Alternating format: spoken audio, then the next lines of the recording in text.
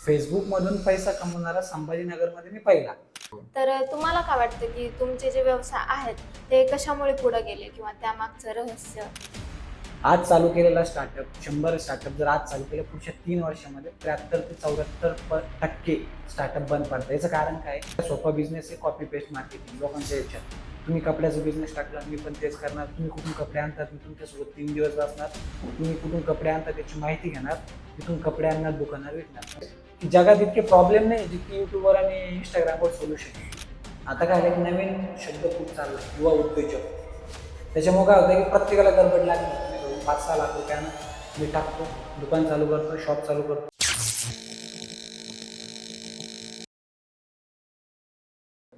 नमस्कार मंडळी, मी ऋतुजा केंद्रे आणि तुम्ही ऐकत आहात ऐका हो ऐका. तर आजचा एपिसोड हा अतिशय खास असणार आहे, कारण आजच्या एपिसोडमध्ये आपल्यासोबत आहेत एक असे व्यक्तिमत्व ज्यांनी उद्योग क्षेत्रामध्ये अतिशय चांगली कामगिरी केली आहे आणि तसेच डिजिटल व्यवसायामध्ये देखील त्यांनी खूप चांगल्या प्रकारे नाव कमवलं आहे. तर आज आपले खास पाहुणे आहेत प्रवीण फाळके सर. नमस्कार. तुमचं मनपूर्वक स्वागत आहे आमच्या ऐका हो ऐका या पॉडकास्टमध्ये. तर सर, तुमची उद्योग क्षेत्रामध्ये व्यवसायामध्ये कशा प्रकारे सुरुवात झाली आणि आता सध्या तुम्ही काय करता याबद्दल आम्हाला जाणून घ्यायला नक्कीच आवडेल. नक्कीच. Thank you so much. तुम्ही बोलवलं मला या प्लॅटफॉर्मवर की जिथे मी माझ्या काहीतरी काय म्हणतो आपण एक्सपिरियन्स शेअर करू शकतो. बेसिकली 2017 साली मी इंजिनियर पास आउट झालो. मी CSMS इंजिनिअरिंग कॉलेजमधून 2017ला इलेक्ट्रॉनिक्स अँड टेलिकम्युनिकेशनमध्ये इंजिनिअरिंग पास आउट केली. मग त्यानंतर म्हणजे काय कॉलेज जेव्हा चालू होतं तेव्हापासूनच माझ्या एक म्हणतो आपण की एक ध्येय होतं किंवा एक टार्गेट होतं. पण ते असं बोललेलं किंवा मित्रांमध्ये किंवा आपण काय करायचं तर बिझनेस करायचा, आपल्याला जॉब नाही करायचा.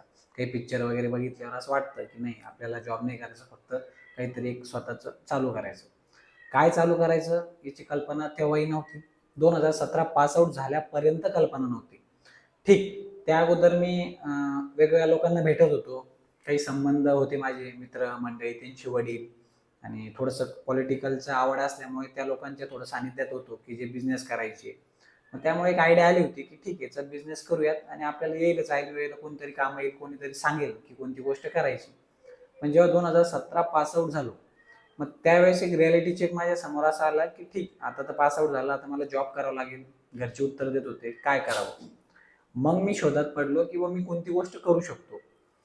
तेव्हा मी 2017ला मी एक जून जुलै ऑगस्टमध्ये पास आउट झालो आणि 18च्या फेब्रुवारीला मी माझा बिझनेस चालू केला. तो बिझनेस होता प्लास्टिक ग्रॅन्युअल मॅन्युफॅक्चरिंगचा.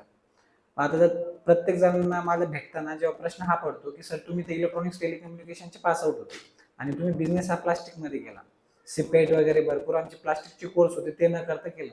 मग मी त्यांना तेच सांगायचो की मला एक काय म्हणतो आपण एक्सपिरियन्स म्हणून मी त्या बिझनेसमध्ये उतरलो नव्हतो. मला एक पैसा कमवायचा होता. एक टार्गेट डोक्यात ते होतं की पैसा कमवू आणि 2-4 इंडस्ट्रीला भेट दिली. त्यांचा थोडासा अभ्यास केला. 6 महिने मी MIDC मध्ये फिरत होतो. वेगवेगळ्या MIDC मध्ये जायचं, बघायचं काहीतरी नवीन काय करू शकतो, काय करू शकतो. मग एक प्लास्टिक थोडासा इझी व्यवसाय वाटला आणि मग त्यात पडलो. तर 2018 साली मी त्या इंडस्ट्रीमध्ये पडलो आणि ते करत असताना मग नंतर लॉकडाऊन आलं.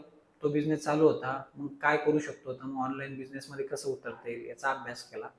त्यानंतर मग मी आता ऑनलाईन बिझनेसमध्ये स्विच झालो. स्विच नाही म्हणता ना, सायमल्टेनियसली माझे दोन्ही बिझनेस ॲट ए टाइम चालू आहे आणि मी एक आपण म्हणतो ना की एक कोर बिझनेसमध्ये पण आहे आणि डिजिटल बिझनेसमध्ये पण काम करतो. ओके. तर प्रत्येक जण काही ना काही क्षेत्रामध्ये कामगिरी करतात, त्यावेळेस प्रत्येक जणांना कुठून ना कुठून काही ना काही प्रेरणा भेटते. हो. तर तुम्हाला व्यवसायामध्ये येण्यासाठी अशी खास अशी प्रेरणा काय भेटली?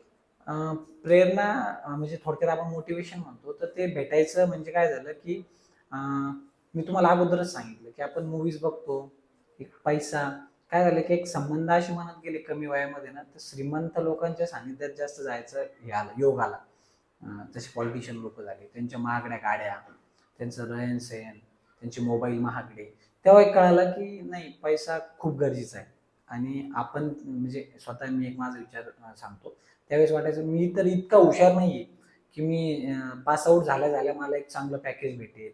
ठीक आहे. एक त्या काळातही सफिशियंट आपण जो होतो सॅटिस्फाईड मला पॅकेज मिळालं पण होतं. पण एक असं नाही की यार हे कंप्लीट करण्यासाठी 1.5 लाख रुपयाचा फोन वापरायचा तर मग 50,000 महिन्याचं कसं काय असं विचार. मग ते करत करत करत करत असंच मोटिवेशन भेटत गेलं. घरच्यांचा सपोर्ट भेटत गेला, मित्रमंडळी भेटत गेली आणि काय म्हणतो आपल्याला जशी लोक आपल्याला जसं बनायचं तसे लोक भेटत गेले जीवनात. मग त्यानंतर असं वाटलं की नाही, आता तर करायचंच आहे, आपल्यासोबत कोणीतरी करायला. आणि मला मेजरली हे सांगायचं की सगळ्यात महत्वाचं मोटिवेशन फक्त फॅमिली असते, एक आई आणि वडील. काय असतं की मी आता भरपूर जणांना भेटतो, वेगवेगळ्या कॉलेजेसमध्ये माझे बिझनेस ट्रेनिंगचे सेमिनार होतात, तेव्हा मला जेव्हा मुलं विद्यार्थी भेटतात, मुलं मुली, त्यांचं एकच म्हणणं आहे की माझे घरचे मला सपोर्ट करत नाही, राईट. तेव्हा मुलगा खचून जातो. बरोबर. जेव्हा तुमच्या घरच्यांचा जेव्हा तुम्हाला सपोर्ट असतो की नाही ठीक तू कर, तुला मी 2 वर्ष देतो, जर तुला पैसा हवा तर इतकं देतो, मी हे नाही म्हणत किंवा सगळेच पैसा देऊ शकतात, वेगवेगळ्या कंडिशन असतात, फायनान्शियल कंडिशन असू शकतात, पण जेव्हा घरच्यांनी एक शब्द दिला तुम्हाला की यस तुम्ही करू शकता, तेव्हा करतो, तेव्हा ते वेगळं आपण काय म्हणतो की एक वेगळंच मोटिवेशन माणसाला भेटतं. आणि त्याच्यामुळे आई आणि वडील मला मी देवाचे खूप आभार मानतो की मला पहिल्यापासून घरच्यांचा खूप चांगला सपोर्ट भेटला.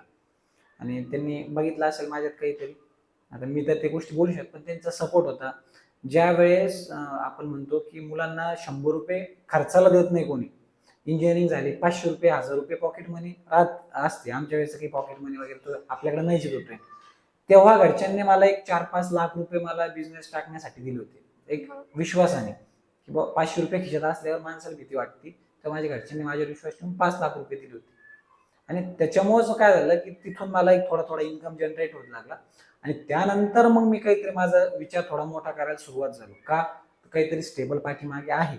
मग त्यानंतर मग मी ऑनलाईन बिझनेस, मग आपण ब्लॉगिंग म्हणू शकतो, युट्यूब चॅनल चालू केलं. फेसबुक मधून पैसा कमवणारा संभाजीनगरमध्ये मी पहिला. अरे वा. कारण की सगळे फेसबुक हे फोटो पोस्ट करण्यासाठीच होते, वापरत हो. होते. फोटो, काही फिलिंग्स वगैरे अशा गोष्टी टाकण्यासाठी फेसबुकचा वापर करत होते. पण जेव्हा लॉकडाऊन लागला ना, त्या लॉकडाऊन मध्ये मी युट्यूबवर सर्च केलं की मी जर युट्यूब मधून कंटेंट टाकून पैसा कमवतोय, तर मग फेसबुकवरून पण करू शकतो का. मग ते करत असताना वेगवेगळे व्हिडिओज समोर आले, मला व्हिडिओज पण सापडणं खूप मुश्किल झाले. मला युपी आणि बिहारची 2-3 मुलांचे व्हिडिओ 2-4 सापडले. मग गुगलवर माहिती सर्च करत करत मी माझं फर्स्ट पेज स्ट्रगल फॉर रिझनचं औरंगाबादमध्ये 2000 आय थिंक 18 नाही 19ला, मी 19-20ला थोडं चुकत असेल मी, तेव्हा मी माझं फर्स्ट फेसबुक पेज मॉनिटाईज केलं आणि मग तिथून अर्निंग सुरू केली. तर सर्वांना माहितीच आहे तुम्ही डिजिटल क्षेत्रामध्ये हो. खूप जास्त प्रमाणात म्हणजे यश प्रदान केलेलं आहे. काम चालू आहे बस. येस, काम चांगल्या प्रकारे तुमचं काम चालू आहे. तर काही तरुण पण आता सध्या डिजिटल क्षेत्रामध्ये उतरतायत. त्यांच्यासाठी तुम्ही काय डिजिटल क्षेत्रामध्ये उतरण्यासाठी, त्याच्यामध्ये यशस्वी होण्यासाठी तुम्ही त्यांच्यासाठी काय टिप्स द्याल? टिप्स नाही, पण मी हे सांगू शकतो फक्त की डिजिटल क्षेत्र हे इतकं मोठं आहे की डिजिटल क्षेत्रामध्ये ना तुम्ही प्रत्येक गोष्टीला आपण काय म्हणतोय डायव्हर्जन आहे डिजिटल क्षेत्रामध्ये. ते करत असताना काय होतं की आज काय होतंय की खूप सारे मुलं माझ्याकडे भेटतात ना, तेव्हा प्रत्येकाला एक प्रश्न पडला असतो, मला डिजिटलमध्ये काम करायचं, पण डिजिटलमध्ये कोणतं काम करायचं हे त्यांना एक आपण म्हणतो ना क्लॅरिटी नाही त्यांना. डिजिटलमध्ये आले तुम्ही युट्यूबवर काम करू शकतात, फेसबुकवर काम करू शकतात, फेसबुक ऍड आपण जो म्हणतो ना युट्यूब ऍड, युट्यूबमध्ये पण ऍड रन होतात, गुगल ऍड रन करू शकतात, फेसबुक ऍड रन किंवा ई कॉमर्स वेबसाईट करू शकतात. तर तुमचं ते काय म्हणतो, आपण काय म्हणतो की आपलं टार्गेट एक क्लिअर झालं पाहिजे की मला डिजिटलमध्ये कोणतं काम करायचं. एकदा ते क्लिअर झालं ना, मग त्यानंतर मग आपण विचार करू शकतो की मला कोणत्या गोष्टीत काम करायचं. का आपण काय म्हणतो म्हणजे आपण त्याला एक नंबरच नाही सांगू शकत की इतके पर्याय आपल्याला ऑनलाईन बिझनेसेसमध्ये, डिजिटल बिझनेसेसमध्ये तुम्हाला कोणता करायचा आणि माझा हँड कोणत्या गोष्टीवर आहे. जर ठीक आहे मला युट्यूब चॅनल चालू करायचं, मी त्याला ऑनलाईन बिझनेसच म्हणतो, डिजिटल बिझनेसच म्हणतो. इतकी जास्त अर्निंग ऑनलाईन बिझनेस मधून होते. युट्यूब क्रिएशन मध्ये कंटेंट क्रिएटर झाले, इन्स्टा कंटेंट क्रिएटर झाले, फेसबुक कंटेंट क्रिएटर झाले, एक भयानक प्रकार, जेवढे म्हणजे आपण विचार नाही करू शकत त्या लेवलची अर्निंग ते त्या पद्धत त्या ठिकाणून त्या प्लॅटफॉर्मवर मिळवत आहे. पण मग आपल्याला कळायला पाहिजे की मी कॅमेरा फेस करू शकतो का, नाही नाही तर ठीक मी व्हॉइस ओव्हर देऊ शकतो का. ज्या गोष्टीत आपला हँड आहे त्या गोष्टीमध्ये तुम्ही काम करा, तुम्हाला यश नक्की मिळेल. मग तेच करत असताना काय, आता एक आमचा न्यू प्रोजेक्ट येतोय, आय थिंक दिवाळीच्या आसपास किंवा दिवाळीच्या नंतर एक 5 दिवसामध्ये आम्ही लॉन्च करणार आहे. सेलिब्रिटी मॅनेजमेंटचा आम्ही ई कॉमर्स वेबसाईट लॉन्च करतोय की ज्या वेबसाईटमध्ये काय होणार की फॉर एक्झाम्पल तुम्ही एक तुमचं ब्युटी पार्लर किंवा एक ब्युटी शॉप ओपन केलं, तुम्हाला ओपनिंगला बोलवायचं XYZ मराठी ऍक्टर्सला, पण तुमच्याकडे पैसा आहे, तुम्हाला बोलवायचंय, पण तुमचं कनेक्शन तिथपर्यंत जात नाही की मला फॉर एक्झाम्पल एखाद्या व्यक्तीला बोलवायचं, त्या व्यक्तीपर्यंत तुमचा कॉन्टॅक्ट पोहोचत नाही, इंस्टाग्रामला तिच्याकडून रिप्लाय येत नाहीये, राईट. मग हा झाला प्रॉब्लेम. इंग्लिशमध्ये आहे अशा वेबसाईट, पण आम्ही मराठीमध्ये फर्स्ट आहोत असं वाटतं, आता बघू काय होतं. तर मग आम्ही काय केलं की तो प्रॉब्लेम सॉल्व्ह केला आम्ही काय केले, वेगवेगळे सेलिब्रिटी मॅनेजमेंट जे करतात मॅनेजर, त्यांच्यासोबत आम्ही टाईप केल्यानंतर आम्ही काय करतोय की आमची वेबसाईटमध्ये तुम्हाला सगळ्या प्रकारचे मराठी ऍक्टर्स तुम्हाला तिथे अवेलेबल असेल, हिरोईन्स, ऍक्टर, ऍक्ट्रेसेस, सगळे प्रकारचे बालकलाकार वगैरे सगळ्या गोष्टी. त्यानंतर रील स्टारला तुम्हाला बोलवायचे, 1 मिलियन फॉलोअर्स आहे, तुम्ही त्यांना मेसेज करतात, त्यांचा तुम्हाला रिप्लाय येत नाही. सो आम्ही ते पण एक प्रॉब्लेम सॉल्व्ह केला. त्यांना पण आम्ही आमच्या याच्यावर प्लॅटफॉर्मवर घेतोय सगळ्यांनाच, प्रत्येक रील स्टारला. त्यानंतर तुमच्या घरामध्ये एक बर्थडे, तुमच्या घरामध्ये काहीतरी एक इव्हेंट आहे, तुम्हाला आता लागते अँकर. ही प्रथा खूप चालू झाली पुणे आणि मुंबईमध्ये खूप अगोदरपासून, छत्रपती संभाजीनगरमध्ये पण सुरुवात झाली. मग अँकर हवे तर तुम्ही आमच्या वेबसाईटवर येणार, टॉप मोस्ट अँकर, त्याला रँकिंग असेल आम्ही दिली, किंवा कोणी कसा परफॉर्मन्स केला, तुमचा फीडबॅक कसा आहे, त्यानुसार तुम्ही एक अँकर बुक करू शकतात फॉर इव्हेंट. मग ते लग्न असो, समारंभ असो, बर्थडे असो, कोणत्याही गोष्टीसाठी. आणि आम्ही आमची वेबसाईट काय करतो, एक त्यात कमिशन आम्ही ठरवलं, त्या कमिशन बेसिसवर आमची वेबसाईट काम करते. आम्ही फक्त काय मधला दुवा, तुम्ही आम्हाला मेसेज करणार, तुम्ही ऍक्टर सांगणार ही ऍक्टर हवी, आम्ही त्यांना कॉन्टॅक्ट करणार आणि तुम्हाला अवेलेबल करून देणार. सो डिजिटल सेक्टर पण तोच विषय की ठीक, एक प्रॉब्लेम शोधा, त्याचं सोल्युशन काढा आणि त्याला फक्त डिजिटली घेऊन या. अमेझॉननी जे केलं, फ्लिपकार्टनी जे केलं. माझा एक मित्र आहे, मला माझ्या मित्रांची बिझनेस प्रमोट करायला खूप आवडतं. खटॅक नावाची एक वेबसाईट आहे, संभाजीनगरमध्ये आहे. काय करते, काहीच नाही. तुम्हाला त्यांनी कोविडमध्ये चालू केलं, लोकांना नॉनव्हेज खायचं सांगितलं होतं, मीठ खायचं सांगितलं होतं आणि ईक्स वगैरे. त्यांनी काय केलं की ईक फ्रेश करून, कटिंग करून तुमची ई कॉमर्स वेबसाईटवर आणलं. लोक येणार, वेबसाईटवर ऑर्डर टाकणार, हे नेऊन एक फॉर एक्झाम्पल मटन डिलिव्हर करणार, रॉ मीट, आणि त्याचे पैसे घेणार. तिकडून तुम्हाला 220 रुपयाला भेटतंय, 250 रुपये, पण तुमचा टाइम वाचला, तुम्हाला मार्केटमध्ये जायची गरज नाही. हा बिझनेस औरंगाबाद नसतो, छत्रपती संभाजी लेवलला नव्हताच. पण त्यांनी तेच केलं. कोणताही बिझनेस तुम्ही ऑनलाईन प्लॅटफॉर्मवर घेऊन या, त्याला आपण म्हणतो की डिजिटल बिझनेस. असं काही वेगळी काही कन्सेप्ट नाही डिजिटल बिझनेसची. तर कोणतंही, आता तुम्ही बऱ्याच बिझनेस मध्ये आहात, तर कोणतं एखादं स्टार्टअप चालू करताना कोणती पावलं उचलली पाहिजेत? कारण आता नवीन तरुण जे आहेत त्यांच्याकडून बऱ्याच चुका होतात. तर अशी कोणती पावलं आहेत जी त्यांनी उचलली पाहिजेत, जेणेकरून त्यांच्याकडून त्या चुका होणार नाहीत, किंवा तुमच्या अनुभवातून तुम्हाला असं काय वाटतं? माझ्या अनुभव सांगतो की माझ्या झालेल्या चुका काय होतं की गडबड, व्यवसाय चालू करण्याची गडबड. आता काय एक नवीन शब्द खूप चाललाय, युवा उद्योजक. त्याच्यामुळे काय होतं की प्रत्येकाला गडबड लागली की मी घरून 5-6 लाख रुपयानं मी टाकतो, दुकान चालू करतो, शॉप चालू करतो आणि नंतर 6 महिन्यानंतर बंद करतो. एक स्टडी आली होती, एका वर्षामध्ये जे स्टार्टअप चालू होतात त्याच्यातले 73 ते 74% स्टार्टअप बंद पडत आहे 3 वर्षामध्ये. आज चालू केलेला स्टार्टअप, 100 स्टार्टअप जर आज चालू केलं, पुढच्या 3 वर्षामध्ये 73 ते 74% स्टार्टअप बंद पडतं. याचं कारण काय की त्याबद्दल असलेल्या नॉलेजचा अभाव. तुम्ही जो बिझनेस करणार, मी जो बिझनेस करणार, याची मला 100% मला नॉलेज हवंय की ह्या बिझनेसमध्ये जर मी असं नाही वागलो तर किती टक्के लॉस होऊ शकतो, मला ब्रेक इव्हन करण्यासाठी किती दिवस लागू शकतात. ब्रेक इव्हन म्हणजे मी लावलेले पैसे मी किती दिवसात त्या बिझनेसमधून काढू शकतो. हे जोपर्यंत मला कळत नाही तोपर्यंत माणसाची प्रोसेसच काम करत नाही दिमागाची. जर फॉर एक्झाम्पल मी माझ्या बिझनेसला 5 लाख रुपये लावले आणि माझा ब्रेक इव्हनचा टाइम आहे 2 वर्ष, तर माझ्या डोक्यात एक असतं की मला हा business no loss no profit मध्ये किती दिवस चालवायचा, त्यानंतर किती टक्क्यांनी मला त्याची रेट वाढवायची, किती प्रॉफिटचं पर्सेंटेज किती ठेवायचं, जेणेकरून मी 2 वर्षात ब्रेक इव्हन करून नंतर अर्निंग करू शकतो. लोकांना हेच कळत नाही. फक्त काय कळतं की आपण रील्सवर बघून बिझनेस चालू करता येत नाही. माझं हेच म्हणणं आहे, तुम्ही रील्स मधून, डिजिटल कंटेंट मधून माहिती घ्या ना. लोक काय करतात की हिने हे टाकलं ना, सगळ्यात सोपा बिझनेस आहे कॉपी पेस्ट मार्केटिंग लोकांच्या याच्यात. तुम्ही कपड्याचा बिझनेस टाकला, मी पण तेच करणार. तुम्ही कुठून कपडे आणतात, मी तुमच्यासोबत 3 दिवस बसणार.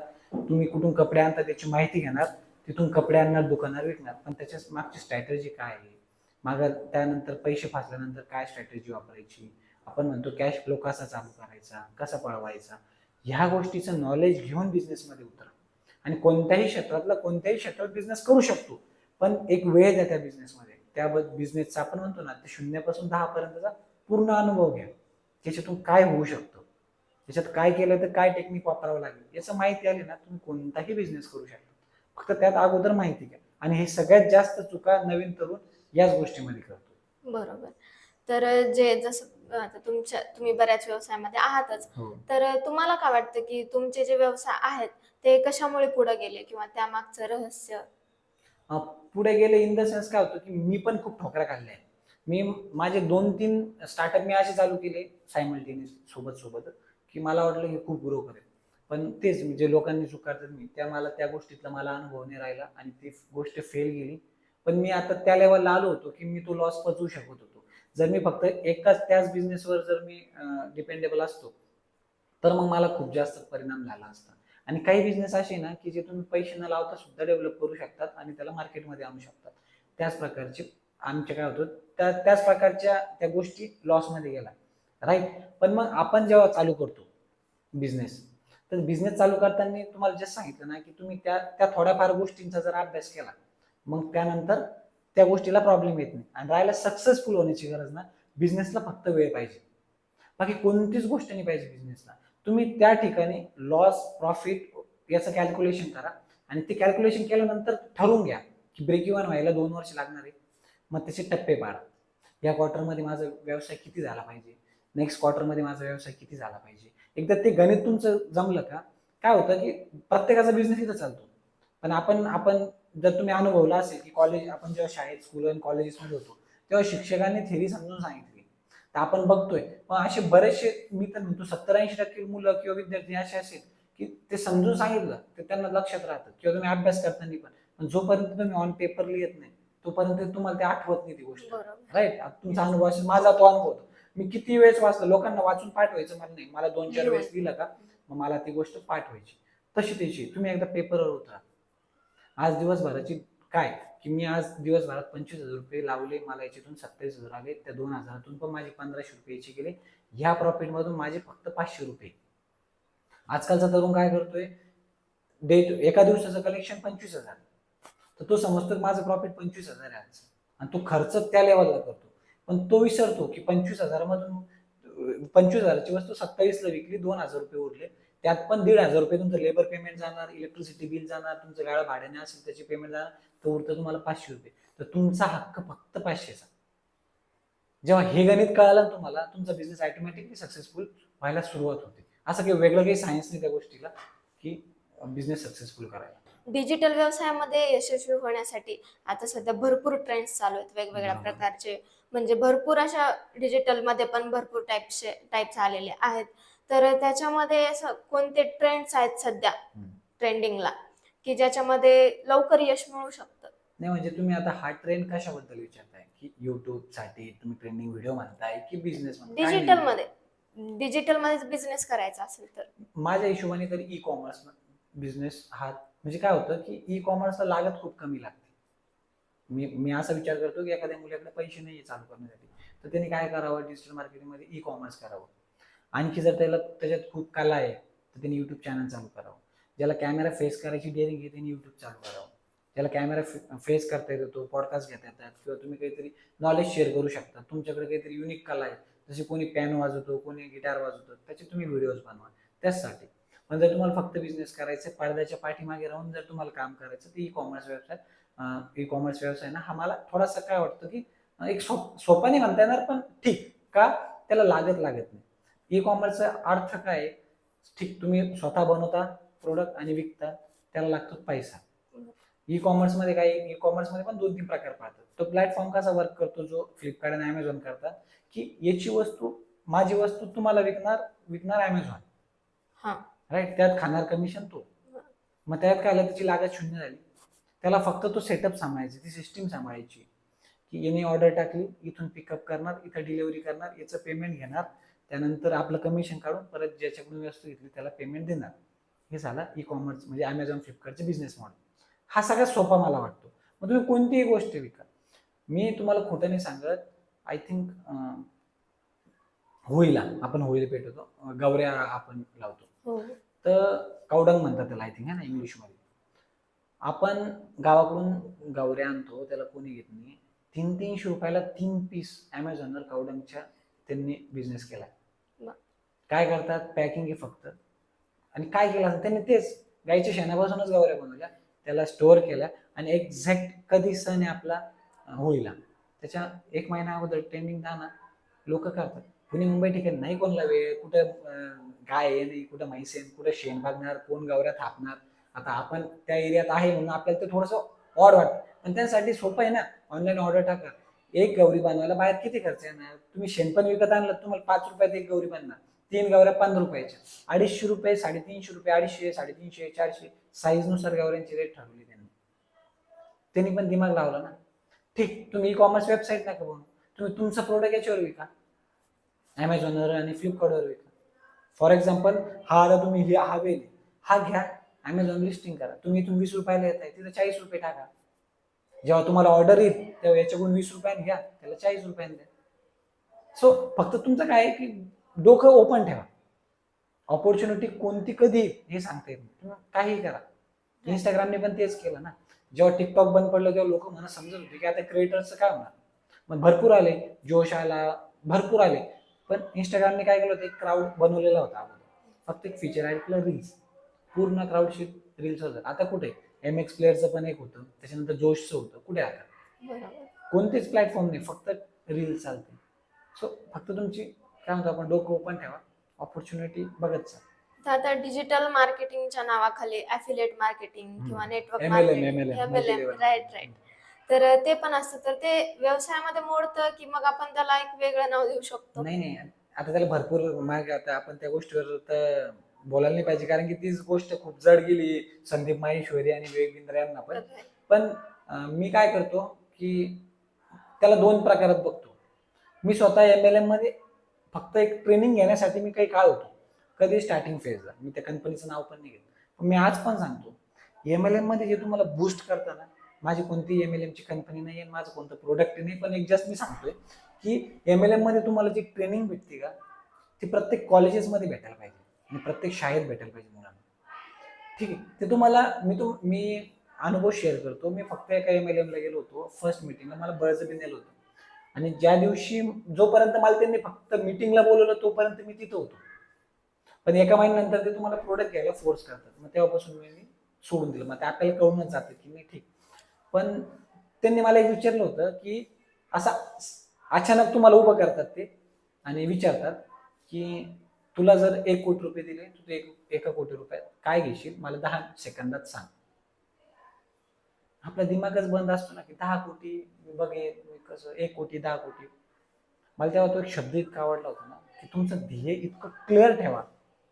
जर तुम्हाला उद्या 1 कोटीची बॅग जर दिली तर तुमचे 10 सेकंदात सांगता आलं पाहिजे तुम्हाला की मला घ्यायचं काय. कारण ज्या दिवशी घरातून जर निघलं नाही ना, घरातून तर पोहोचत नाही, बरोबर. पण घरातून निघून काही की जर तुम्ही 1 महिना पण फिरले तर तुम्ही तुमच्या डेस्टिनेशन पोहोचणार नाही. का? तुमचं डेस्टिनेशनच ठरवलेलं नाही तुम्ही आणखी, राईट. तर एकदा निघायच्या अगोदर ना कुठं पोहोचायचं हे जर ठरलं ना, तर माणूस आहे ना शॉर्टकट पण कशी घ्यायची ते कळतं. आणि तुमच्या प्रवासात जर तुम्हाला कुठं पोहोचायचं हे माहीतच नाही, मग तुम्ही शॉर्टकट पण घेत नाही, फक्त गाडीत चालवतात आणि कुठंच पोहोचत नाही.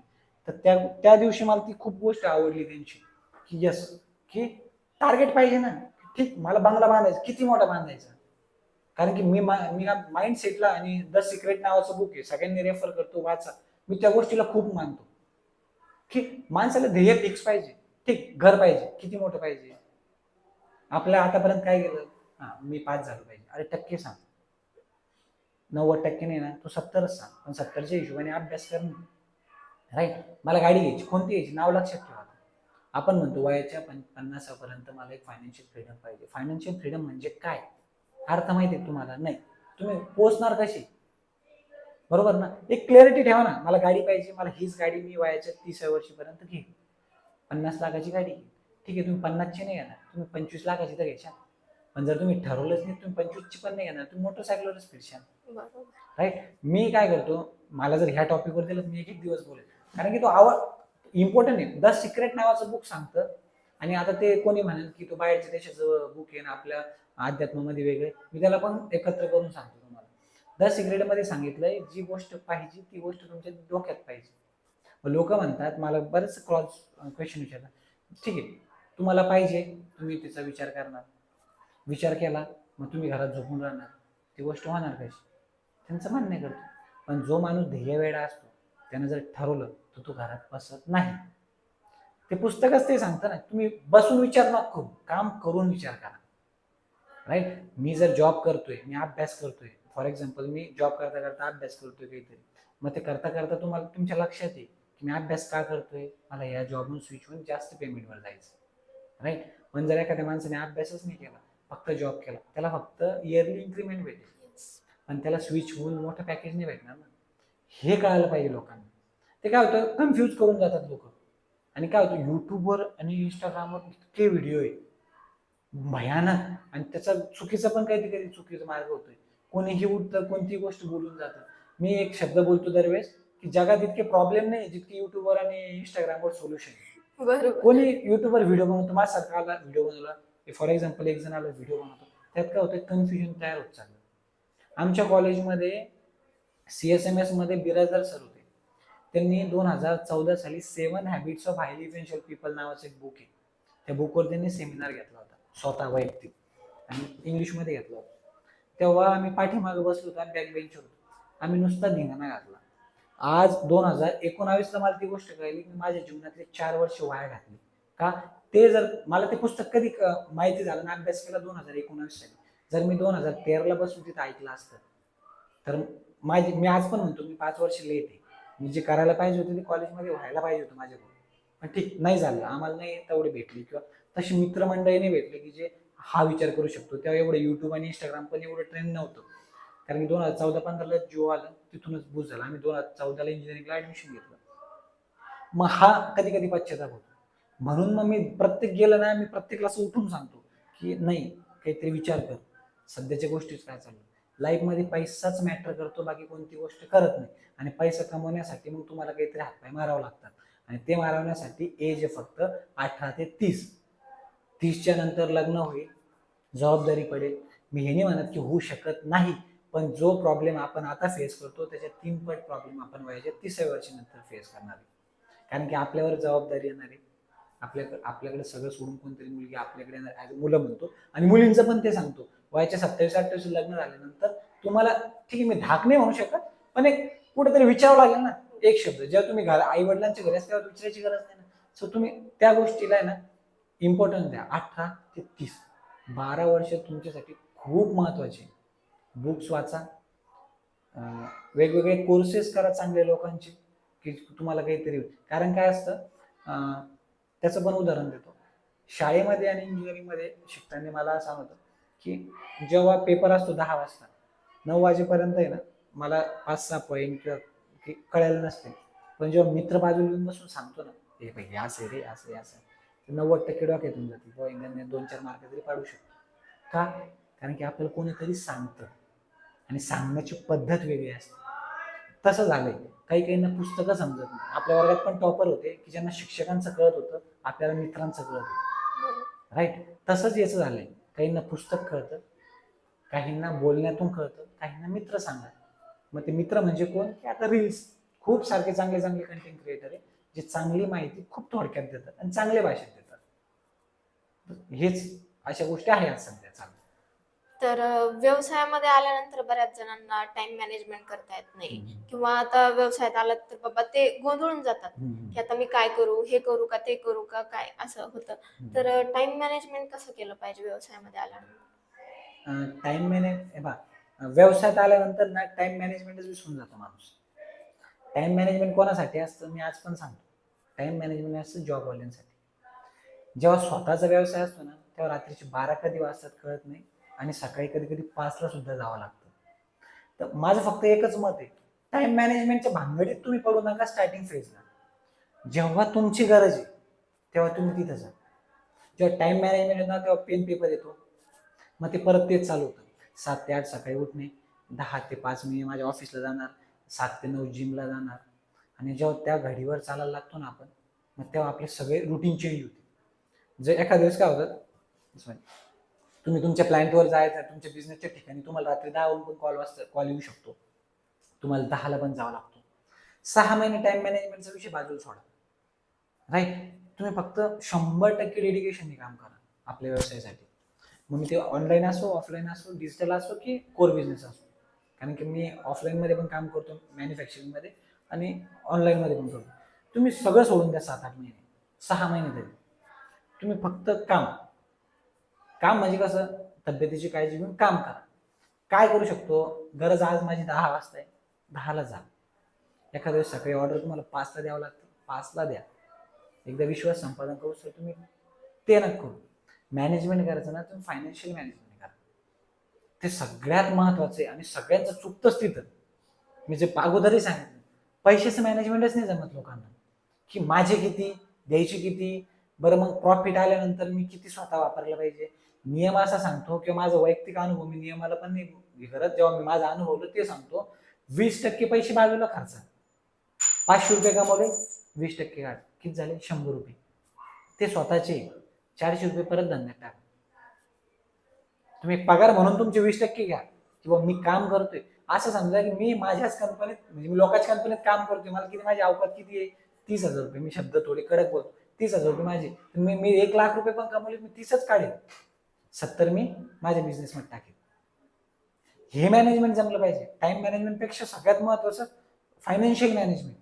मला ब्रेक इव्हन किती दिवसात करायचं, मला लोकांचं पेमेंट किती करायचं. बरं, हे 2 लोक आहे. आणि आणखी तुम्हाला बिझनेसमध्ये गेल्यानंतर आणखी प्रॉब्लेम सांगतो. बिझनेसमध्ये जे बाहेरून दिसतात, युट्यूबवर, इंस्टाग्रामवर ऐकायला भेटतात, ते प्रॉब्लेमच फेस नाही करत माणूस गेल्यानंतर. लेबर तुमच्याकडे टिकत नाही, राईट. तुम्हाला त्यांचं पेमेंट देणं शक्य होत नाही. कधी कधी तुमची सायकल जॅम होती, तुमचं पेमेंट आपण जो कॅश तो लॉक होतो. मग याच्यानंतर काय, तुम्हाला बँकेचं स्टेटमेंट कळायला पाहिजे, तुम्हाला बँक कळाली पाहिजे. सगळ्यात अगोदर लायसन मी कोणतं काढू, LLP काढू, प्रायव्हेट लिमिटेड काढू का प्रॉपरेटरशिप करू, हे कळायला पाहिजे. बिझनेस चालू करण्याच्या अगोदरचे प्रॉब्लेम सांगतो मी तुम्हाला, की लायसन कोणते काढू, किती लेबर लागणार, पैसे किती लागणार, कॅश फ्लो किती लागणार, सायकल किती दिवसाची ठेवू, पेमेंट किती दिवस स्टक झालं तर मी समजू शकतो. ह्या गोष्टी जेव्हा कळाल्या, मग नंतरचे पुढचे प्रॉब्लेम. लेबर आपल्याकडे टिकला पण पाहिजे. असे भरपूर अनुभव मला आले की मी लेबरला ट्रेन केलं 2 महिने आणि लेबर मला सोडून दुसरीकडे गेला.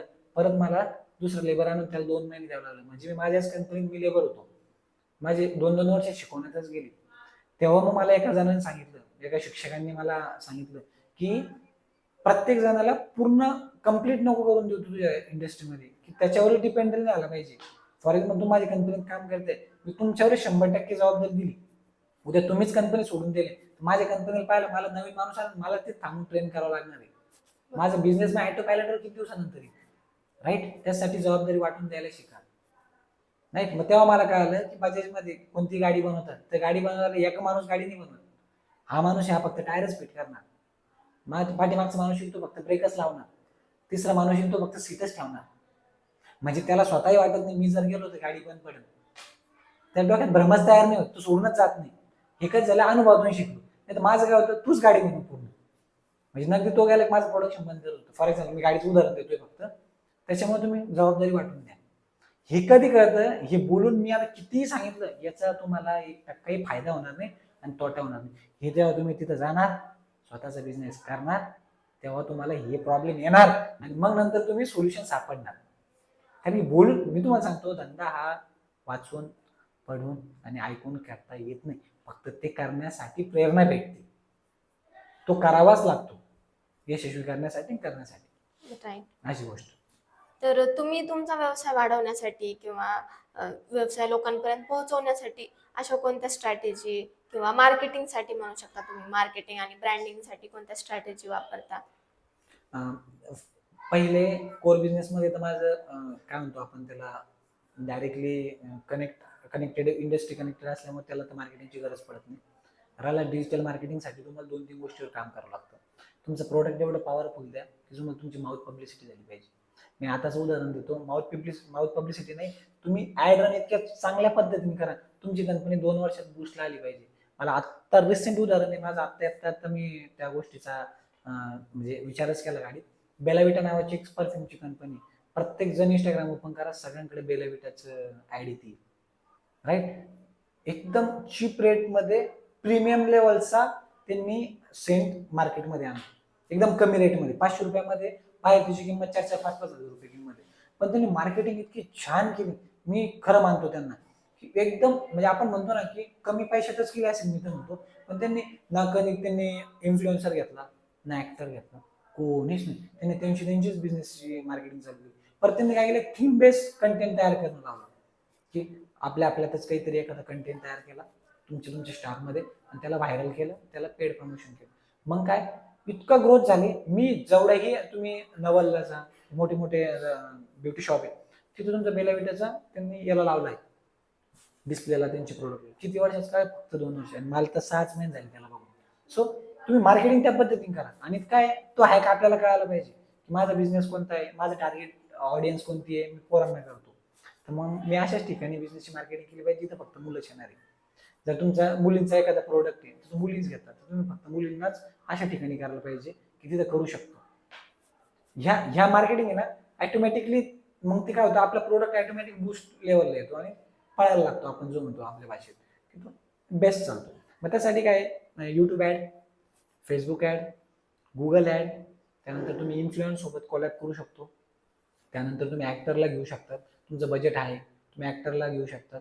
इन्फ्लुएन्सर आज सध्या रील्समधून इतका रेव्हेन्यू जनरेट करताय लोक, वेगवेगळे चांगले चांगले इन्फ्लुएन्सर हायर करताय, कोलॅबरेट करतात, 25-25, 30-30 हजार रुपये इन्फ्लुएन्सरला देतात, एक व्हिडिओ तयार करून आपल्या बिझनेसची मार्केटिंग वाढवून. आणि तुमच्या प्रोडक्टमध्ये दम असला ना, फक्त एकदा लोकांच्या हातात पोहोचेपर्यंत मार्केटिंग करावं लागतं. मला जर रेफर केलं बेला विटा, मी एकदा तुमचं ऐकून येईन, पण मला आवडलं तर मला तुमची गरज नाही, मी माझं रिपीट करेल का. सो हे अशी मार्केटिंग करावं लागते आपल्याला. आता तुम्ही मार्केटिंगचे टाईप सांगितले डिजिटल मार्केटिंगचे, तर डिजिटल मार्केटिंग कितपत महत्वाचे आहे, किंवा जे आपण ऑफलाईन मार्केटिंग करतो, ऑफलाईन मार्केटिंग किंवा आपण त्याला ऑनलाईन मार्केटिंग, या 2 कॅटेगरीमध्ये डिवाइड करू. बरोबर. तर ऑफलाईन मार्केटिंग पेक्षा ऑनलाईन मार्केटिंग किंवा डिजिटल मार्केटिंग किती पटीने जास्त चांगली आहे, किंवा म्हणजे त्यात फायदा नुकसान फायदा होतो? आता तुम्हाला एक उदाहरण सांगतो. आता तुम्ही पेपर वाचता, बरोबर, पेपरला फक्त बातम्याच बघतात, तुम्ही कधी ऍड बघितली? नाही. बरोबर. तुमचे घरचे पेपर वाचतात. हो. आणि हाच काळ 10 वर्ष मागे जा, शाळेत स्कूल टाइमला होतो, तर एक पॉम्पलेट यायची मध्ये आपल्याला ऍडची, हो. ते वाटणारा टाकून द्यायचं पॉम्पलेट, राईट. आता का कमी झाले, लोक बघतच नाही. तुम्ही पेपर वाचताना, पेपर वाचण्याची पण ना आपण क्वांटिटी कमी झाली, 50% राहिली असं मला वाटतं. का, मोबाईलवर तुमच्या 5-5 मिनिटाला सगळे अपडेट भेटत आहे, मग तुम्ही बघत नाही. त्याच्यासाठी आपल्याला डिजिटल मार्केटिंगकडे वळावं लागतं. क्राऊड कुठे आहे? नाही. न्यूजपेपरला कोण बघणार आहे? आपले म्हातारे माणसं न्यूजपेपर घेऊन बसतात. टार्गेटेड ऑडियन्स आहे का? नाही. तुम्ही एखाद्या लेडीजचं प्रोडक्ट बघा, किती टक्के मुली पेपर वाचतात? वाचत पण असेल, पण त्याच्याहून कधी गेला तिथं नाही, राईट. आणि जर तुम्ही एखादी काय म्हणतो ऑफलाईन मार्केटिंग करतो, आता फॉर एक्झाम्पल मी आता येताना रिक्षा वगैरे बघतो, तर रिक्षाच्या पाठीमागे बॅनर चिटकवलेले असतात, ती रिक्षा किती ठिकाणी जाणार आहे, राईट. त्याचा एक रूट ठरलेला असा, तेवढ्याच लोकांना दिसणार. झाला विषय. आणि तुम्ही आता ऑनलाईनला या, ऑनलाईन लेवलला तुम्ही टार्गेट ऑडियन्स जिल्हा वाईज ठरवू शकता.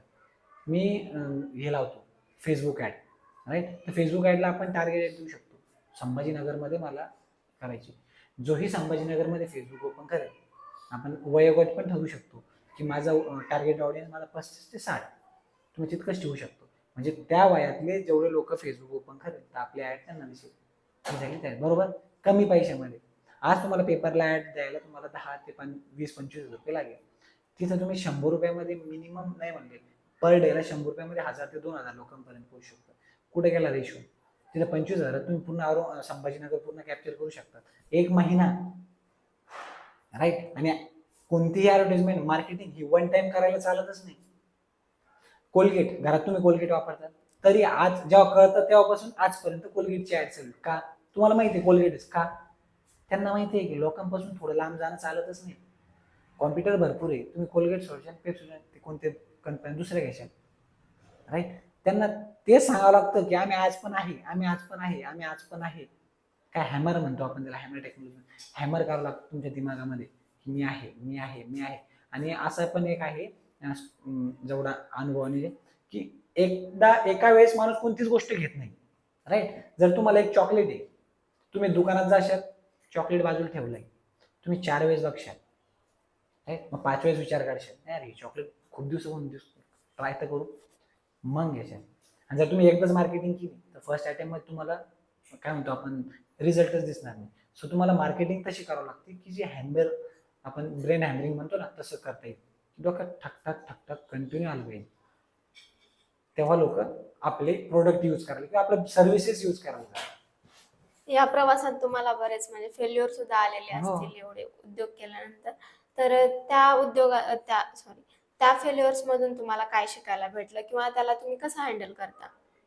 शिकायला म्हणजे फक्त हेच की ज्या चुका केल्या त्या करू नये आणि हँडल कसं केलं. माणूस आहे आपण. मी आज तुमच्या पॉडकास्टवर बोलतोय. मी कधी कधी असं होतं की जे मी फेस केलं ते बोलेल मी, नाही कोणी, किंवा दोन गोष्टी शिल्लक सांगेल.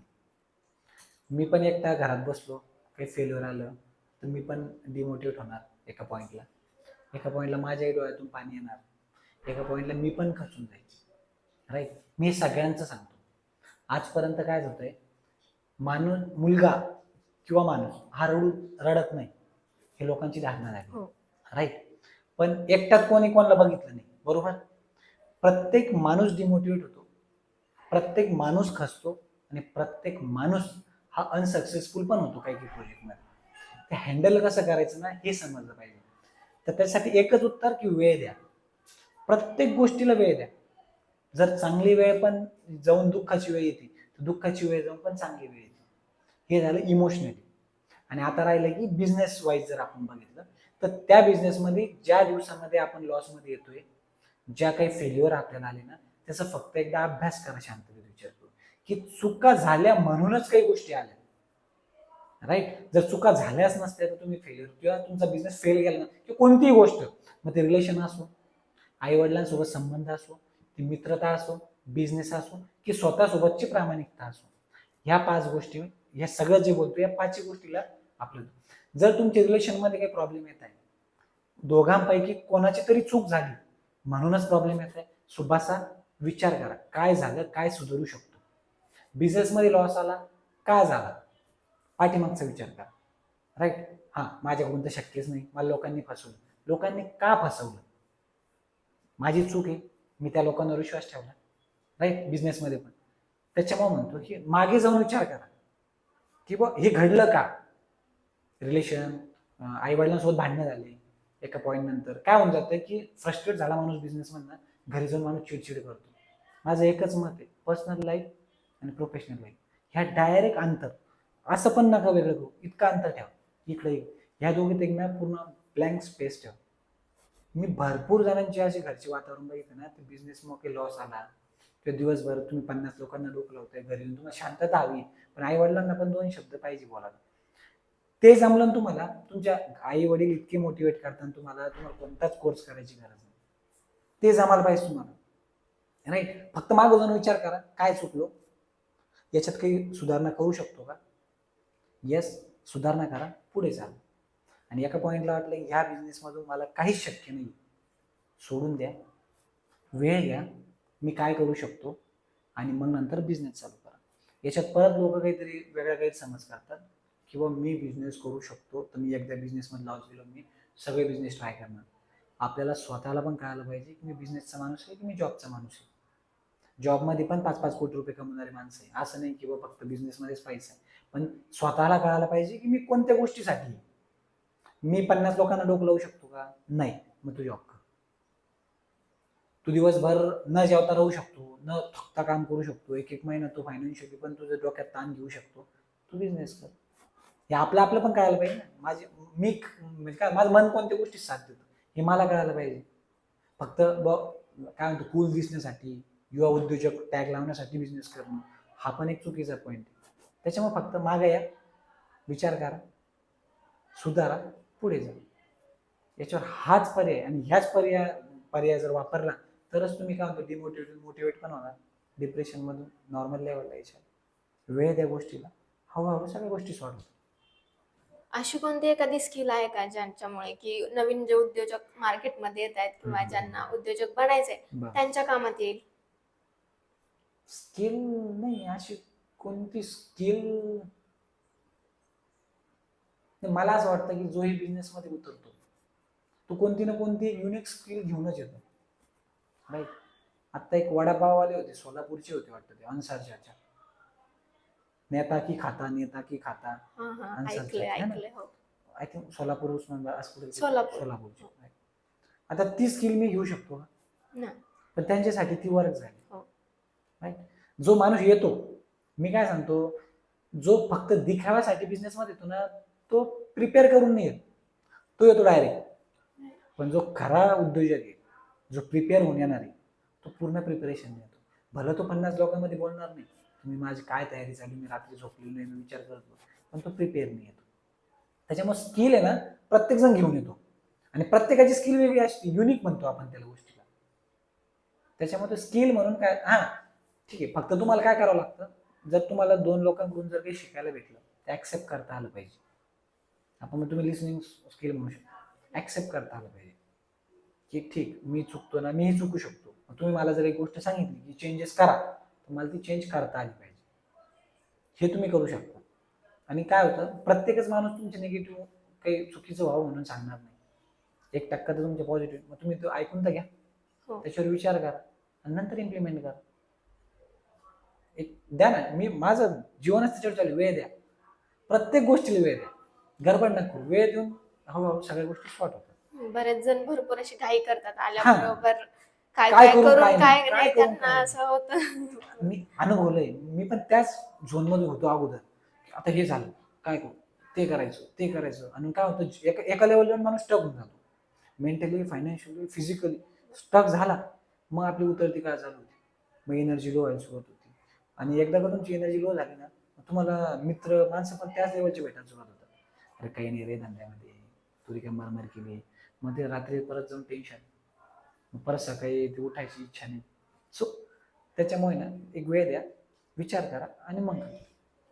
आता तुमचे जे डिजिटल बिझनेसेस आहेत, तर त्याचं तुम्ही सांगितलंच की फेसबुकला ऍड्स वगैरे रन करून तुम्ही त्याचा हा, विस्तार किंवा मार्केटिंग मार्केटिंग करता. करतो. तर आणखी काही स्ट्रॅटेजी आहेत का त्याच्यासाठी, मार्केटिंगसाठी? आम्ही तरी सध्या डिजिटल मध्ये हेच वापरतो. मग मी तुम्हाला जर सांगितलं की बेला विटाने काय केलं, एक कंटेंट क्रिएशन करून टाकले, तुम्ही तशी वापरू शकता.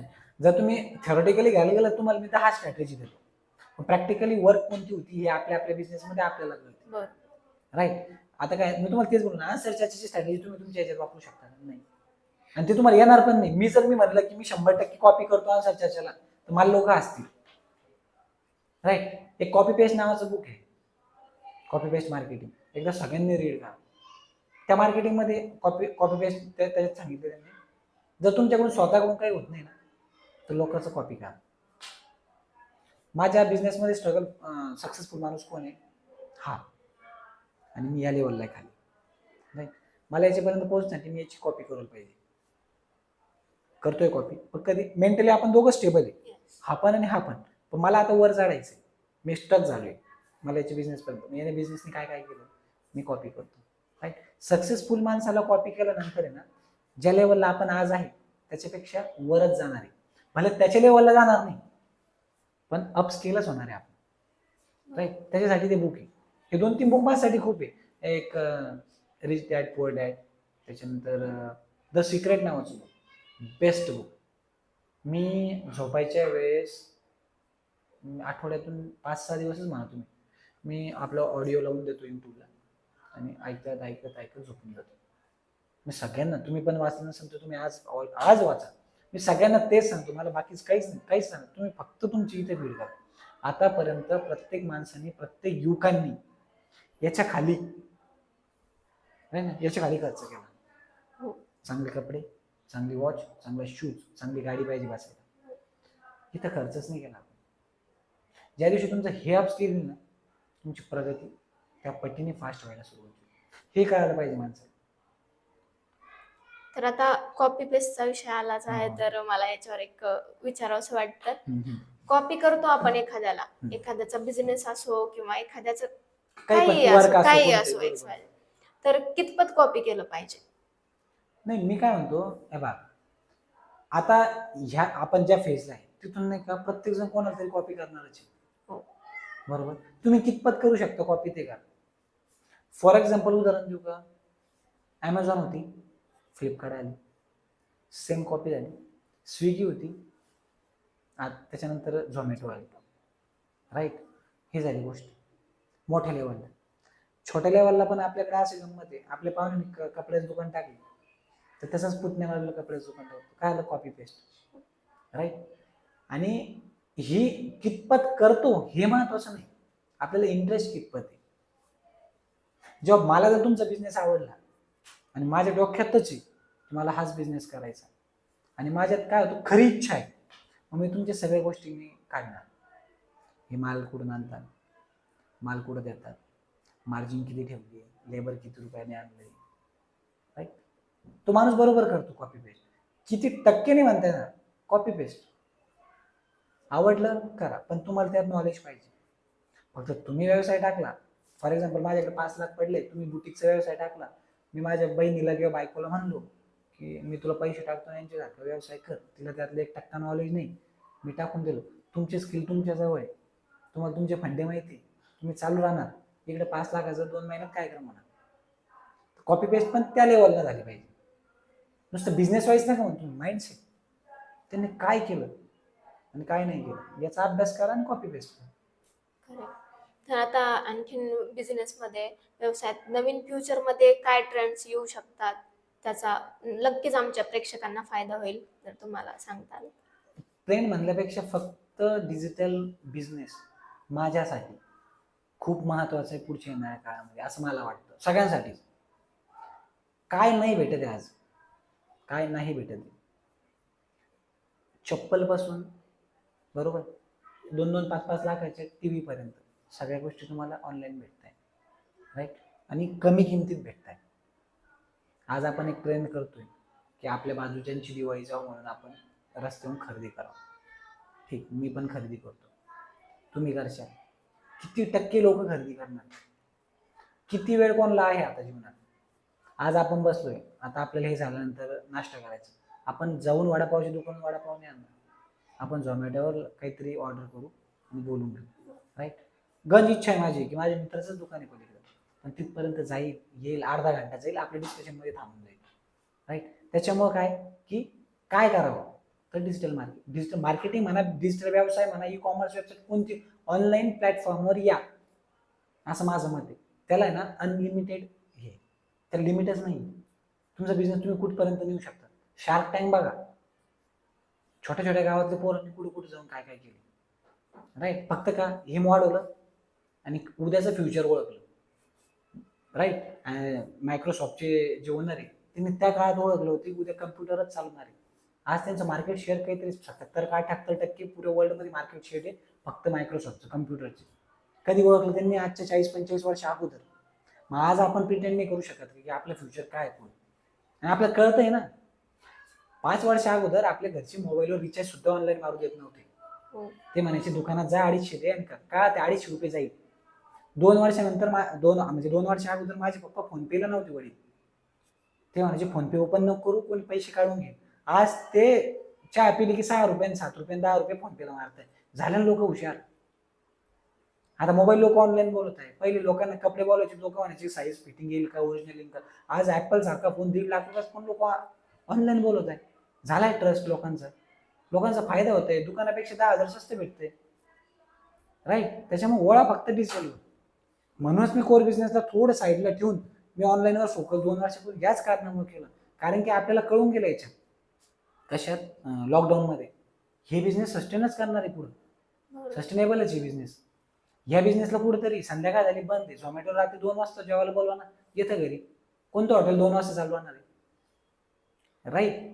आणि आता एकदा सवय लागली की आपल्याला ते होतच. तुम्ही तुमचा फोन काढा, सगळ्यांनी फोन काढा. आपली किती स्पेंडिंग आहे, झोमॅटोवर घ्या, फ्लिपकार्ट, अमेझॉन, काय नाही. सो ऑनलाईन बिझनेस करा. आणि येणारा काळ आहे, ठीक आहे, तुम्हाला ऑनलाईन बिझनेस नाही जमत आहे, त्याबद्दलचे स्किल शिका. जॉब पण करायचं, त्याबद्दलची स्किल शिका. AI आलं, ChatGPT आलं, त्याचे कोर्सेस करा. तुम्हाला काय पाहिजे तुम्ही प्रॉम्प्ट टाका, तुम्हाला सगळ्या गोष्टी भेटताय. कोडिंग तयार करून देते ChatGPT, त्याचे कोर्स करा. लोक म्हणतात की आता ChatGPT नोकऱ्या खाणार आहे. आपण नोकऱ्या खाणार आहे तर ChatGPT सांभाळायला पण लोक लागणार आहे ना. तुम्ही स्वतः जॉब स्किल तितक्या लेवलला करा, तुम्ही तिथे हायर झाली पाहिजे, राईट. नोकऱ्या संपत कोणत्याच नाही. ते असं आहे 2 जारमध्ये पाणी, इकडचं इकडे टाकलं काय, इकडचं इकडे काय, ते पाणी जात कुठंच नाही. इकडचं कमी झालं तर इकडे वाढणार आहे, इकडचं इकडे टाकलं की हे वाढणार, हे कमी होणार आहे, बस एवढंच चालणार आहे, राईट. लोक म्हणायचे फोटोग्राफर, पहिले लोक पिक्चरची शूटिंगला ते पूर्ण हे वापरायचे, ते क्रेन वगैरे. आता ड्रोन वापरतात, पण ड्रोन सांभाळण्याला पण तू तेवढं शिकलाय ना. त्या 10 लोकांचा पगार एक माणूस घेतोय. मग तुम्ही स्वतःची अपस्किल तितक्या लेवलला करा की तुम्ही त्या लेवलला जाणार आहे. तर सर, सध्या तुम्ही डिजिटल मार्केटिंग किंवा डिजिटल व्यवसायामध्ये आहात, तर त्याच्यामध्ये तुम्ही कोणत्या कोणत्या प्लॅटफॉर्मवर वर्क करता त्यामध्ये? आम्ही काय करतो, मी सगळ्यात पहिले आलो यूट्यूबवर. मी कंटेंट क्रिएट करून पॉडकास्ट, माझं जे माझ्या लेवलचं 2-5% जे नॉलेज आहे ते माझ्या लँग्वेजमध्ये द्यायचा प्रयत्न करायचो. सुरुवातीस जर माझे व्हिडिओ बघितले तुम्ही मला ओळखणार नाही आणि व्हिडिओ पण ओळखणार नाही मी काय बोलत होतो काय नाही. मग त्यानंतर आम्ही आलो फेसबुकवर, मी जर सांगितलं. त्यानंतर आम्ही आलो आता गुगल ॲडसनला. राईट, आमच्या 10 ते 15 वेबसाईट आहे स्वतःच्या, त्या वेबसाईटवर आम्ही कंटेंट टाकतो. आणि आता बऱ्याचशा लोकांना त्याबद्दल कल्पना असेल पण नसेल तर मी ते सांगतो. गुगल ॲडसन जसं आपण यूट्यूबमधून पैसे कमवतो त्याला गुगल ॲडसन कनेक्ट करतो. सेम त्याच प्रकारे आपण म्हणतो ना कंटेंट रायटिंगमधून पैसे कमवतो. ब्लॉगिंग नावाचा प्रकार आहे. आम्ही वेबसाईट्स आहे आमच्या. आम्ही शेतीबद्दल शेती झाली, त्यानंतर ई कॉमर्सबद्दल, त्यानंतर लोन्स, बँकिंग क्षेत्रातली माहिती आम्ही प्रोव्हाइड करतो. आणि आम्ही त्या वेबसाईटवरती कंटेंट टाकत असतो. जितके लोक आम्हाला व्हिजिट करतात त्या पद्धतीने आम्हाला रेव्हेन्यू जनरेट होतो. राईट, मग आता लोक म्हणतात किंवा किती लोक येतात, आमच्या नाही का मिलियन्समध्ये पर डेला आमच्याकडे क्राऊड जमा होतो आमच्या वेबसाईट्सवर, आणि त्या पद्धतीने आम्ही अर्निंग करतो. तर आम्ही मेजरली या 3 प्लॅटफॉर्मवर काम करतो. यूट्यूब, फेसबुक आणि गुगल ॲडसन. त्याला कंटेंट रायटिंग वगैरे ब्लॉग पण म्हणतात, त्याला कोणी गुगल ॲडसनच म्हणतात. तर या गोष्टीला आम्ही 3 प्लॅटफॉर्मवर काम करतो. आता काय होतं की फेसबुकचा आम्हाला डायरेक्टली फेसबुक आणि फेसबुकचं एक वेगळं पेमेंट बाजूला निघत असतं आमचं. त्याच्यामध्ये नाही का वेगवेगळ्या प्रकारची कॅटेगरी फेसबुकमध्ये. इन्स्ट्रीम ॲडमधून पण पैसा कमवू शकतो आपण. त्यानंतर आता बोनस आलं आहे, ॲड्स ऑन रील, जे आपण रील बघतो त्यातून पण आम्हाला अर्निंग होते. सो हा एक प्रकार आहे आमचा फेसबुकचा. आणि यूट्यूबचा जस्ट एक व्हिडिओला जो ॲड येतो त्या पद्धतीने, आणि ब्लॉगिंगचं, या तिन्हीचं आम्हाला पेमेंट कसं असतं 1 तारीख ते 31 तारीख, याच्यामध्ये तिन्हींचं पण जितकं जमा होईल तितकं 1 तारखेला बिलिंग होती, आणि पुढच्या महिन्याच्या 27-28 तारखेपर्यंत आम्हाला आमच्या अकाउंटला पेमेंट जमा होतं. आता ते पेमेंट किती येतं काय येतो हा भाग वेगळा, पण ठीक चांगल्या प्रकारे अर्निंग होती डिजिटल मार्केटिंगमधून, एवढं सांगेल. आणि सगळ्यांनी उतरावं माझी अशी इच्छा आहे. जेवढे हाऊसवाईफ आहे, मग आता खूप सारे माझे परिचय आहेत, माझे इंस्टाग्रामवर खूप सारे परिचय आले, मी त्यांना प्रत्येकाला सांगतो. खूप सारे आता 20-20, 30-30 हजारपर्यंत त्यांचे फॉलोअर झाले, त्यांना पेड प्रमोशन येत आहे. सो मला असं वाटतं ट्राय करायला पाहिजे, काहीतरी नवीन ट्राय करा.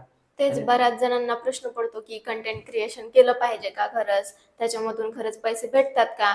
काही जणांना तर वाटतं की काही नाही, कंटेंट क्रिएट करणारे टाइमपास करतात. नाही, भयानक पैसे कमवतात. पैसे जर मी आकडा सांगितलं लोक परेशान होईल.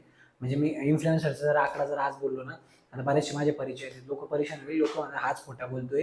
त्याच्यामुळं जेवढा आपण विचार नाही करत ना त्यापेक्षा जास्त पैसे इन्फ्लुएन्सर कमवतात. ते रिकामेच नाही, आपण त्यांची लाईफस्टाईल बघतोय ना, तर ते घरातून नाही खर्च करत, भयानक पैसे कमवतात. तुमचे 50,000 फॉलोअर उद्या इंस्टाग्रामवरून तुम्ही अर्निंग नाही करू शकत, पण तुम्हाला पेड प्रमोशन येतात. 50,000 फॉलोअर उद्या तुम्हाला एका व्हिडिओची 20-25 रुपये पेड प्रमोशनची भेटतात. कोण देणार तुम्हाला 25,000? आणि जर तुम्ही महिन्यातून 4 पण जर पेड प्रमोशन करता तुम्ही लाख रुपये महिना कमवताय. किती 50,000 फॉलोअरवाला माणूस म्हणतोय. सो तुम्ही विचार नाही करू शकत, अनलिमिटेड स्कोप आहे त्यात, त्याला लिमिटच नाही, आणि चांगला पैसा कमवतो त्यातून. तर शेवटचा प्रश्न तुमच्यासाठी, आमच्या प्रेक्षकांनाही तो नक्कीच आवडेल. जे काही तरुण उद्योग क्षेत्रामध्ये यायचा विचार करत आहेत किंवा काही पुरुषही असतील तर त्यांच्यासाठी काय सल्ला द्याल? ज्याही बिझनेसमध्ये उतरायचं फक्त नॉलेज घ्या सगळ्यात अगोदर, आणि बिनधास्त उतरा. बिझनेस क्षेत्र खूप मोठं आहे. हे नका बघू की मला इथं हा कॉम्पिटिटर आहे, मला तिथं तो कॉम्पिटिटर आहे, मी करू शकतो, मी नाही करू शकत. काय असं असतं की लोक म्हणतात ना की पाण्यात फेकल्याशिवाय पोहायला जमत नाही, तसं एकदा बिझनेसमध्ये उतरावं आणि बिझनेस करायला शिकतं माणूस. जुन्या काळात लिहिलेलं होतं की 1000 दिवस द्यावं लागतात बिझनेस स्टेबल व्हायला. आजकालमध्ये महिन्यामध्ये बिझनेसमधून पैसा लोक कमवत आहे. त्याच्यामुळे तो विचार नको. फक्त आई वडील, आपले जे ब्लड रिलेटिव्ह आहे, आई वडील भाऊ बहीण वगैरे, तितक्यांना खरं तुमच्या मनात काय, मला काय करायचंय, हे एकदा त्यांच्याजवळ बसून समजून सांगा, आणि त्यांना पटवा की मला खरंच करायचंय. जेव्हा हे 2 जण जर तुमच्या सोबत असेल ना, तुम्ही कोणतीच गोष्ट आणू नाही शकत. तुम्ही मोटिवेट, डिमोटिवेट, डिप्रेशन, तुम्ही काय म्हणतात ना, या सगळ्या गोष्टी आईवडिलांसमोर चिडणार. त्यांच्यासमोर एकदा बसा. मला कॉलेजचे पासआउट झालेली मुलं येतात की सर मला घरी कसं होतं, 5 मिनटं बस घरा सांग, तुझं पुस्तक, तू सायकल घ्यायच्या टायमाला किती रडत होते, रडा नाही या गोष्टीसाठी. त्यांना समजून सांगा माझं ह्या बिझनेससाठी किंवा मला काही करायचं, मला किती अभ्यास आहे या गोष्टीचा. त्यांना कळू द्या ना की माझं पोरगा किती अभ्यास करून याच्यात पडतंय, तर ते पण हो म्हणतील. त्यांनी काय कमी ठेवली आतापर्यंत ते पुढे कमी ठेवणार आहे. जर तुमच्यावर त्यांना तुमच्यावरच विश्वास नाही, उद्या तुमचे मुलं होते, तुम्हाला तुमच्या मुलावर विश्वास नाही, तर तुमच्यावर विश्वासच नाही ठेवू शकत. पहिले त्या काबिल बना, घरच्यांना समजून सांगा, त्यांचं काय म्हणतो विश्वास संपादन करा, बिझनेसमध्ये पडा, हार मानू नका आणि लोकांचं ऐकून बिझनेस नका करू, अभ्यास करून बिझनेस करा, यश नक्की. ठीक आहे, स्ट्रगल आहे, स्ट्रगल भरपूर आहे. जर तुम्हाला संध्याकाळी 9ला झोपायचं आणि सकाळी 9ला उठायचंय, बिझनेसमध्ये उतरूच नका. स्ट्रगल करावं लागेल, पळपळ करावं लागेल, कधी कधी जेवण न करता दिवसभर पळावं लागेल, पण बिझनेस मग हे असं करावं लागेल. जर तुम्ही म्हणले की मी सकाळी चांगले कपडे, एक लेदर बॅग, गाडीत बसेल, जाईल ऑफिसमध्ये, मग मी पूर्ण नाही, 1 वर्ष तुम्हाला असं द्यावंच लागेल. स्वतः ॲज अ वर्कर म्हणून तुम्हाला तिथं काम करावं लागेल आणि मग नंतर ते दिवस येतील तुमचे की जे तुम्ही इमॅजिन केले स्वतःच्या व्यवसायाबद्दल. सर खरंच तुमचे खूप धन्यवाद आमच्या Thank you. पॉडकास्टवर या एपिसोडमध्ये आल्याबद्दल. कारण तुमच्याकडून अशा बऱ्याच गोष्टी ज्या मला देखील माहीत नव्हत्या ॲज अ कंटेंट क्रिएटर, त्या मला देखील भरपूर अशा गोष्टी शिकायला भेटल्या आणि जे कोणी नवीन आमचे व्ह्युअर्स असतील, प्रेक्षक असतील, त्यांना देखील भरपूर यातून काही शिकायला भेटेल आणि ते नक्कीच त्यांचं सुद्धा नॉलेज जे काही असेल ते डिजिटल मार्केटिंगमध्ये किंवा डिजिटल व्यवसायामध्ये उतरवण्याचा प्रयत्न करतीलच. सो सर तुमचं परत एकदा मनपूर्वक धन्यवाद आल्याबद्दल. तर आजचा एपिसोड आपण इथेच संपवतोय. भेटूया मग नेक्स्ट एपिसोडमध्ये अशाच एका नवीन स्टोरी सोबत. सो तोपर्यंत काळजी घ्या.